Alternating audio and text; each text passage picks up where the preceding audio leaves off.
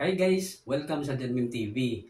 Ngayong araw ay ituturo ko naman sa inyo kung paano mag-block ng isang Wi-Fi user ng inyong Converge Sercom router. Kaya simulan na natin guys, pero bago ang lahat, huwag niyong kalimutang mag-subscribe at mag-like at pindutin ang notification bell upang maging updated kayo sa susunod kong mga uploads na video.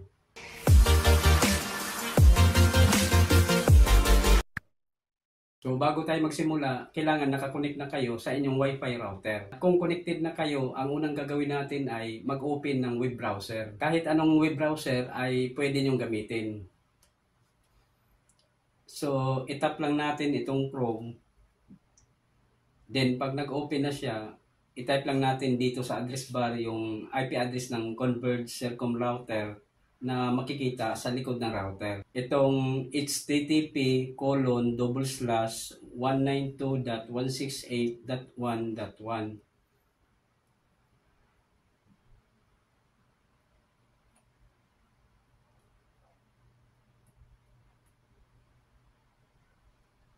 Then itap natin itong go.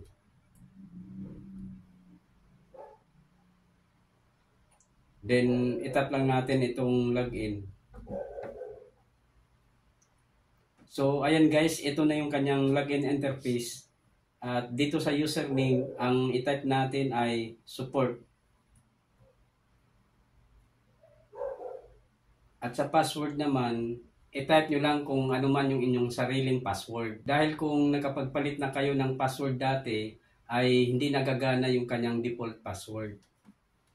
So halimbawa sa akin, dahil nakapagpalit na ako ng password, ang itatype ko ay yung aking sariling password.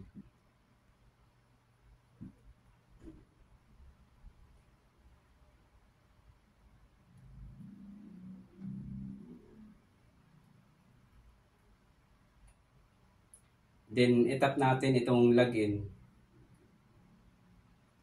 So ayan guys, ito na yung dashboard ng Converge Sercom router.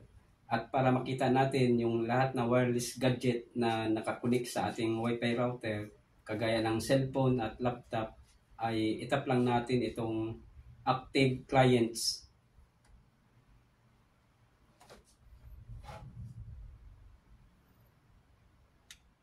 So ayan guys, meron tayong 4 na wireless gadget na nakakunik dito sa Wi-Fi router. At kung meron man kayong gustong i-block dito, kagaya ng mga unauthorized na nakapag-connect sa inyong Wi-Fi, ay ganito lang ang inyong gagawin. Halimbawa, i-block natin itong Galaxy A10s. Ang gagawin lang natin ay i-copy yung kanyang MAC address. Then pagkatapos, punta tayo sa WLAN. Then itap natin itong WLAN 2.4 GHz. Then itap natin itong access control. Then dito sa mode, iset lang natin siya sa deny listed. Then tap apply changes. Pagkatapos niyan ay madi-disconnect tayo sa Wi-Fi router. Hintayin lang natin siya mag-reconnect ulit. Ayan, connected na tayo. Then itap natin ulit itong access control. Then dito sa MAC address, ilagay natin yung MAC address ng Galaxy A10s.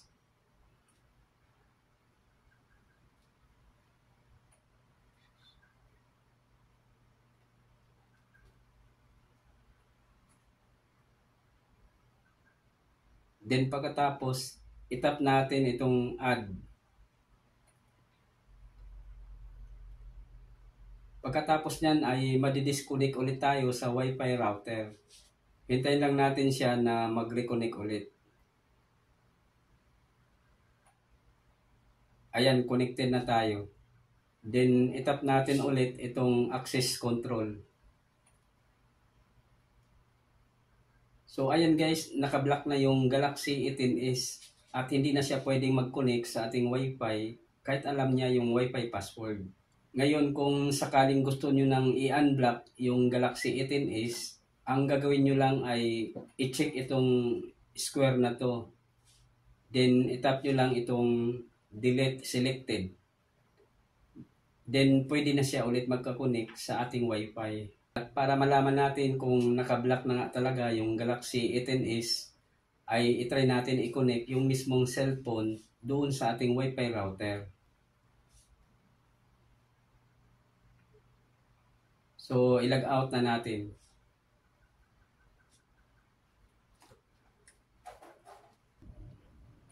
So, dito guys, meron tayong dalawang Wi-Fi internet connection. Itong Janmim 2.4G at Converge Sercom 2.4G. At itry natin mag-connect dito sa Converge Sercom 2.4G kung saan ay nakablock yung ating cellphone. Itap lang natin yan. Then, itype natin yung kanyang Wi-Fi password.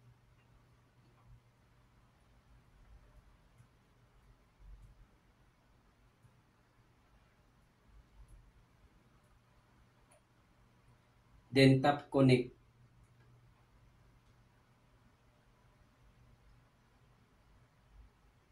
Ayan guys, ang nakasulat dito, could not connect to network.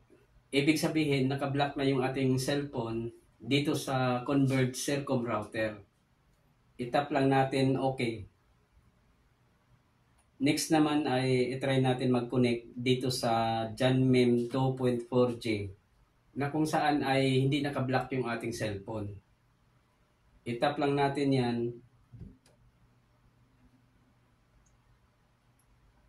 Then, itype natin yung kanyang Wi-Fi password.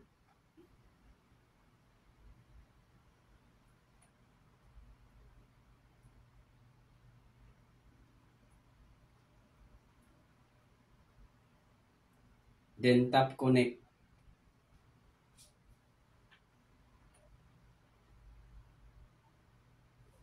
Ayan guys, nakapag-connect tayo dito dahil hindi nakablock yung ating cellphone. So ayan guys, ganyan lang ang mag-block ng isang Wi-Fi user sa inyong Converge Sercom router. Hanggang dito na lang muna. Ako po si Rodolfo Membreve Jr. At huwag niyong kalimutang mag-subscribe at mag-like at pindutin ang notification bell upang maging updated kayo sa susunod kong mga uploads na video.